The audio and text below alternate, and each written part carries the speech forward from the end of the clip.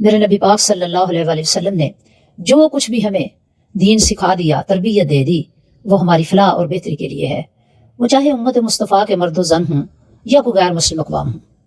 ہر پیغام کے اندر ہمارے لیے بہتری، ہمارے لیے خیر اور ہمارے لیے دونوں جہاں کی کامیابی موجود ہے۔ اب جیسے جیسے رمضان المبارک کا وقت قریب آ رہا ہے، ہم لوگوں کو کچھ پرائرٹیز جو ہیں وہ طے کرنی چاہیے، ایک شیڈیول بنانا چاہیے، ایک ٹائم ٹیبل بنانا چاہیے کہ آخر اس ماہ مبارک کے اندر میں کس طرح چلوں اور کس طرح میں اپنا ٹائم ٹیبل بناؤں کہ اللہ رب العزت کی رضا میرے قدم چوم سکے۔ آقا علیہ الصلوۃ والسلام نے فرمایا کہ جنت کو 11 ماہ سجایا جاتا ہے، 11 ماہ تک جنت کی سجاوٹ کی جاتی ہے۔ کیوں کہ امت نے اس میں قدم رکھنے ہیں، تو 12واں مہینہ جو رمضان کا مہینہ ہے،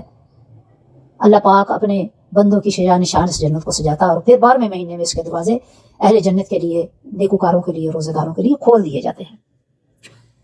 حالانکہ عموماً ہم نے یہ دیکھا ہے کہ ہمارے گھروں میں جب کوئی مہمان آنا ہو تو تھوڑی بہت صفائی وغیرہ کر لیتے ہیں، گھنٹہ 2 گھنٹے پہلے کر لی یا 1 دن پہلے کر لی، لیکن اللہ پاک ہر سال جنت کی گرینڈ صفائی کرتے ہیں۔ گرینڈ صفائی یعنی گرینڈ طور پر جنت کو ڈیکوریٹ کیا جاتا ہے اہل جنت کے لیے، روزہ داروں کے لیے اور نیکوکاروں کے لیے۔ تو یہ کتنا بڑا اجر ہے۔ اب ہم نے رمضان المبارک سے پہلے پرائرٹیز کیا طے کرنی ہے۔ ایک تو سب سے پہلے یہ کہ میری کوئی نماز قضا نہیں ہوگی، میری کوئی نفلی عبادت قضا نہیں ہوگی۔ اب جن کو عادت ہو نا سارا سال نماز پڑھنے کی، ان کی نمازیں قضا نہیں ہوتی، اور جن کو نفلی عبادات میں زیادہ سے زیادہ ٹائم گزارنا آتا ہو، عادی ہوں، ان کے لیے بھی یہ نماز آسانی سے ادا ہو جاتی ہے۔ پھر ایک ایکسٹرا عبادت ہے یعنی نماز تراویح۔ تو نماز تراویح کا ادا کرنا بھی ان لوگوں کے لیے کہ جو پورا سال اپنی نمازوں کی حفاظت کرتے رہے، اپنی نفلی عبادت کی حفاظت کرتے رہے، تو ان کی یہ نماز بھی اللہ کے فضل و کرم سے کبھی ضائع نہیں ہوتی۔ تو پرائرٹی یہ طے کریں کہ میں نے اپنی نمازوں کی ہر طرح حفاظت کرنی ہے تاکہ رمضان المبارک میں میری ہر نماز استجاب والی ہو، مستجاب ہو اور اعلیٰ درجہ حاصل کرنے والی ہو۔ دوسری بات تلاوت قرآن مجید ہے۔ اگر ہم رمضان میں یہ ٹی وی کے ٹرانسلیشن نہیں دیکھیں گے، ہم فضولیات میں نہیں پڑھیں گے، کوئی ڈائجسٹ ہے، کوئی رسالہ ہے، کوئی اخبار ہے، اس پہ ٹائم ضائع نہیں کریں گے، زیادہ سے زیادہ ٹائم خواتین اپنے گھر میں نوافل کی طرف، تلاوت کی طرف اور اپنے گھریلو کام جو افطاری اور سحری کی تیاری اس کی طرف لگی رہیں گی، تو اللہ کے فضل و کرم سے بہت سے خلافات سے ہم بچ سکتے ہیں۔ اور میرے بیٹے اور بھائی وہ اگر زیادہ سے زیادہ ٹائم مسجد میں گزاریں، اللہ کی عبادت کی طرف توجہ رکھیں، متوجہ ہوں، تلاوت میں، دیگر جو کتب ہے، احادیث ہیں، ان کے مطالعے میں، یا فقہ کی حدیث ہے، جو ٹیسٹ ہے جس کا اس کے مطابق اگر چلے، تو اللہ کا فضل و کرم سے وہ وقت بھی ہمارا ضائع نہیں ہوتا۔ اللہ کے نیک بندوں کا معمول یہ تھا کہ وہ رمضان المبارک میں قرآن کو کثرت سے پڑھا کرتے، حتیٰ کہ امام اعظم امام ابو حنیفہ رضی اللہ تعالیٰ عنہ نے رمضان المبارک میں 61 قرآن پڑھے ہیں، ایک قرآن تراویح میں اور باقی 60 قرآن، یعنی روزانہ 2 قرآن آپ پڑھتے، ایک صبح اور ایک شام۔ تو پتہ کیا چلا کہ وہ کتنا وقت لگاتے ہوں گے، کتنا ٹائم لگاتے ہوں گے۔ چلیں ہمارے لیے یہ ممکن نہیں ہے تو ہم اس طرح تو کر سکتے ہیں نا کہ اپنی 5 نمازوں کے ساتھ طے کر لیں، جو اچھے قرآ ہیں وہ چاہیں تو 5 سپارے ہر نماز کے ساتھ پڑھ سکتے ہیں، اس سے نچلے درجے کے 3 کر لیں، اس سے نچلے درجے کے 2 کر لیں، اور اس سے نچلے درجے کے 5 کر لیں۔ یعنی ہم یہ آسانی کے ساتھ کر سکتے ہیں، اخبار نہ پڑھیں، ٹی وی ٹرانسمیشن نہ دیکھیں، بند کر دیں ٹی وی کو، 1 ماہ کے لیے اس سے جان چھڑا لیں۔ یہ ڈرامے ہیں، یہ ولاگ ہیں، یہ ادھر ادھر کی خرافات ہیں، چھوڑ دیں ان کو۔ صرف 1 مہینہ اپنے آپ کو تیار کریں، 1 مہینہ اپنے آپ کو صرف اللہ اور اس کے رسول کے ساتھ جوڑنے کی کوشش کریں۔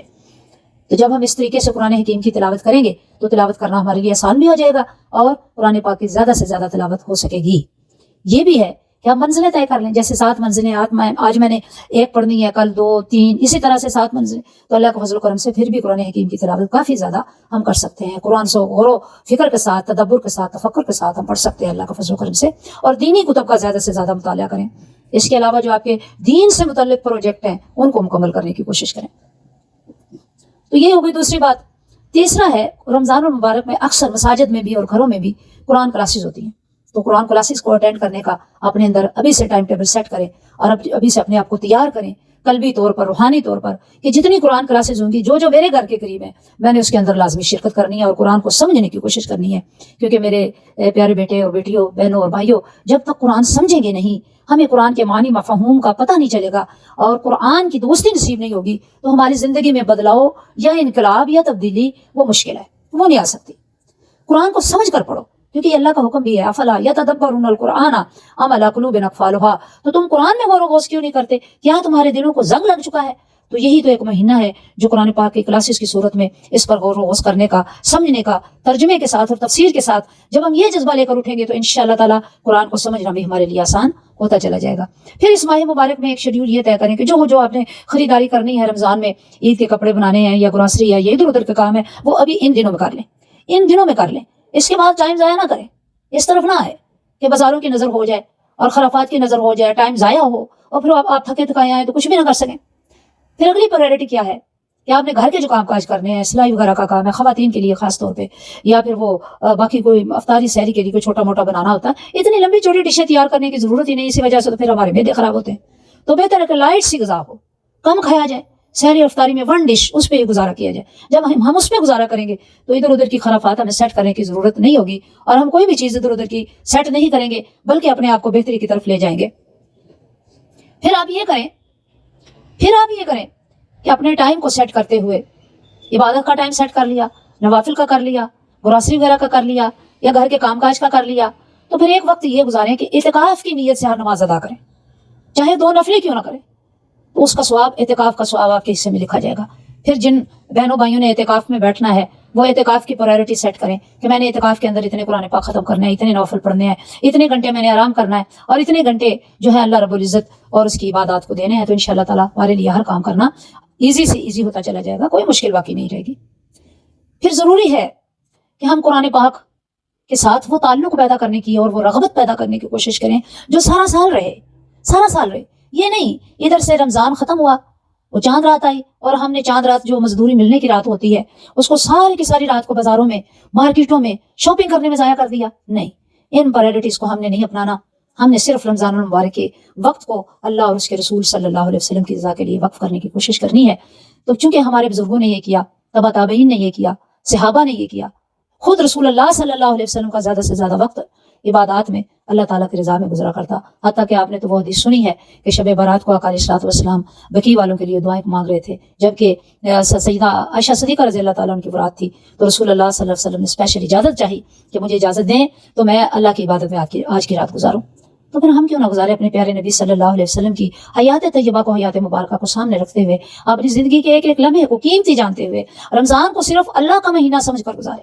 اصل میں وہ اللہ کا مہینہ نہیں، وہ ہمارا مہینہ ہے۔ رجب اللہ کا مہینہ ہے، شعبان آقا علیہ الصلوۃ والسلام کا مہینہ ہے، اور رمضان امت کا مہینہ ہے۔ تو امت کو یہ سارے کام کرنے ہیں کہ جس سے اللہ کی رضا اس کے حصے میں آ جائے اور اللہ رب العزت خوش ہو جائیں اور ہماری خطائیں معاف کر دیں، صغائر و کبائر معاف کر دیں اور ہم سے درگزر فرمائیں، اور پھر وہ جنت ہماری مشتاق ہو جو ہمارے لیے سجائی گئی ہے۔ تو میرے پیارے بہن بھائیوں، آئیے یہ سب کچھ طے بھی کر لیں، ڈیسائیڈ بھی کر لیں، اور جو کچھ خریداری کرنی ہے رمضان سے پہلے کر لیں، تاکہ رمضان المبارک کا پیارا مہینہ ہم سے ضائع نہ ہو۔ اور ان دنوں میں کثرت سے دعائیں کریں کہ یا اللہ ہمیں رمضان المبارک کی گھڑیاں عطا فرما، ان میں عبادات عطا فرما، ان میں اپنے حبیب کی سیرت پر چلنے کی عادت عطا فرما، اور آقا علیہ الصلوۃ والسلام کے مطابق رمضان گزارنے کی توفیق عطا فرما، تاکہ ہم ان خوش نصیبوں میں شامل ہو سکیں جن کے لیے تو نے جنت تیار کر رکھی ہے۔ دعا میں یاد رکھیے گا۔ السلام علیکم ورحمۃ اللہ وبرکاتہ۔